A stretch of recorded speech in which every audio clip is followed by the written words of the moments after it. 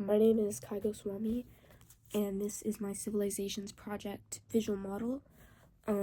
This movie is about 7 to 10 minutes long, and it is the story of brothers Geta and Caracalla, who were 2 years apart in age and ruled Rome at the same time after inheriting it from their father. I think that I worked for maybe a bit more than 2 months on this film, and while there are some things that I wish I could change, I think that I've achieved the best possible product with what I had to work with. So I'm pretty proud of myself and of this film, and of my best friend Brandon, who is the only actor in the whole thing. So I hope you enjoy this, and I hope that this gets me like at least a B+. Also, this film will be featuring and be narrated by me. April 4th, 188 AD. Marcus Aurelius Antoninus is born to Julia Domna and current Emperor of Rome, Septimus Severus.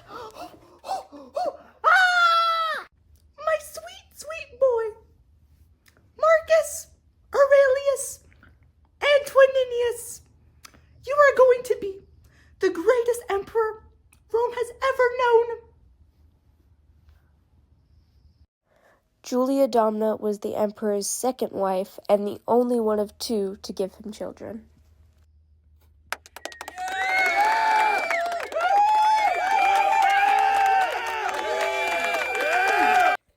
2 years after Caracalla was born, his brother Geta was born, also to Julia Domna and Septimus Severus. My son, when I pass and you are of age, you will take my place as the sole emperor to Rome. Your brother is not good enough to rule alongside. Thank you, Father. I promise to be a good emperor. Septimus Severus never actually intended to make Geta inherit the throne alongside his brother. However, in 211, Rome was invading Caledonia because of Caledonian attacks on smaller Roman cities. Septimus Severus died in battle, and his last words to his sons were that they were to rule Rome together, along with 2 pieces of advice: never argue with one another and prioritize the military. On the week-long carriage ride back home, Geta and Caracalla argued the entire journey. You're stupid. You're ugly. I can't deal with you right now. This is why Father You are died. so because of you. selfish Because and you're so absolutely stinky. a You look villain. peasant-like. Mother This has is why always Father said I would disliked be you a for better your emperor than actions. you. In the 10 months that the brothers ruled together, they considered splitting Rome down the Bosphorus River and plotted to kill one another. One day, Caracalla proposed a meeting in their mother's apartment to resolve their desire to kill one another. So I executed him. Oh, brother, what a nice robe you have there. May I see?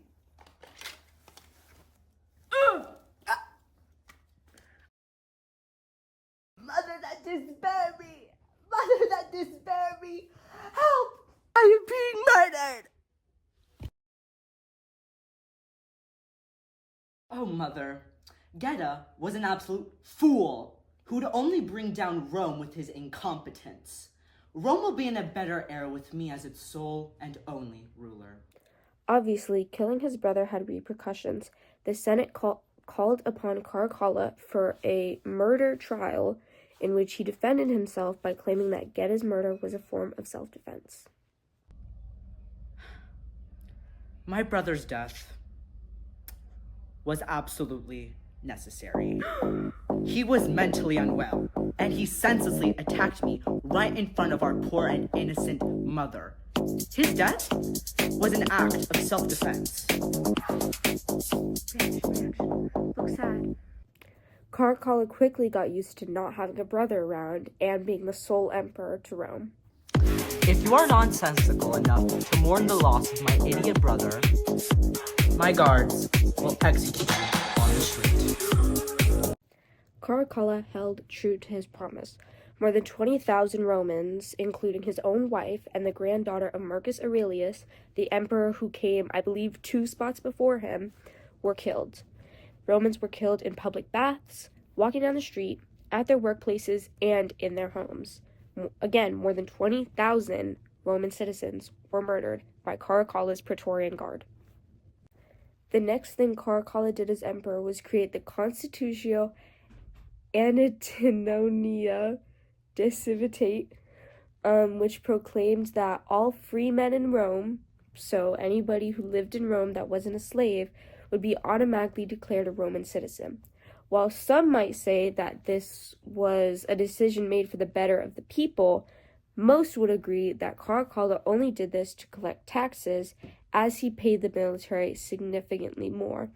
On that note, Caracalla taxed a lot of things that had not been taxed before and created a new coin called an Antoninus, which cost 2 denarii, but was 1.5 denarii to make, meaning that it cost more than it cost to make. This propelled Rome into an economic crisis, along with his unnecessary taxes and how much he paid Roman soldiers.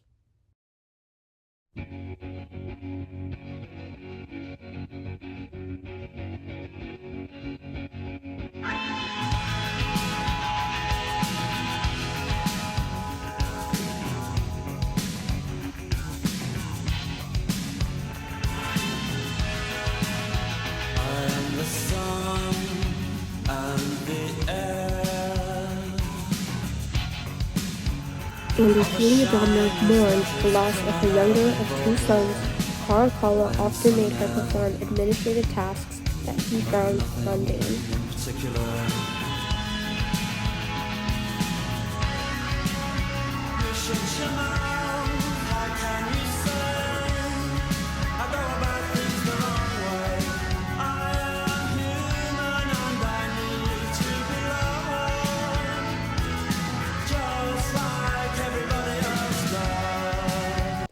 Alexander the Great, king of Alexandria and of Greece, was a big role model to many emperors of the time.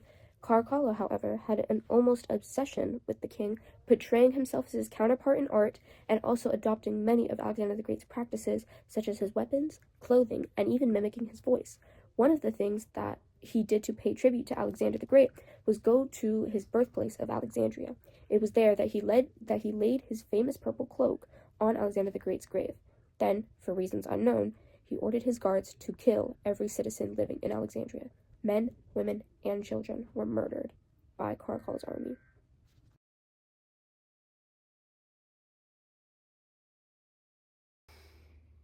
Kill them all. Yes, sir.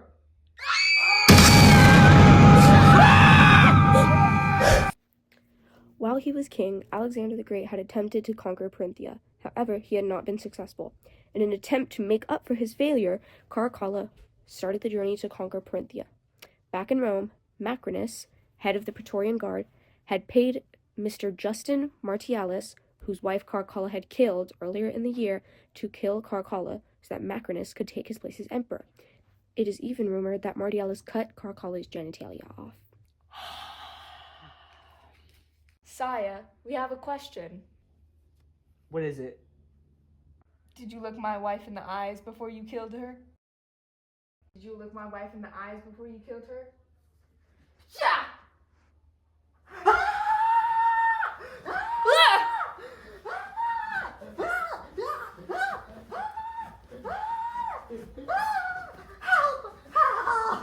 Don't worry, sir. I'm here to help you. I'm here to help you, my emperor. Yeah!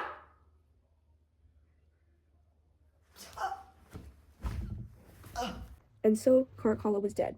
I cannot say that much of Rome missed him, for when the military returned without him, there was much celebration in the streets.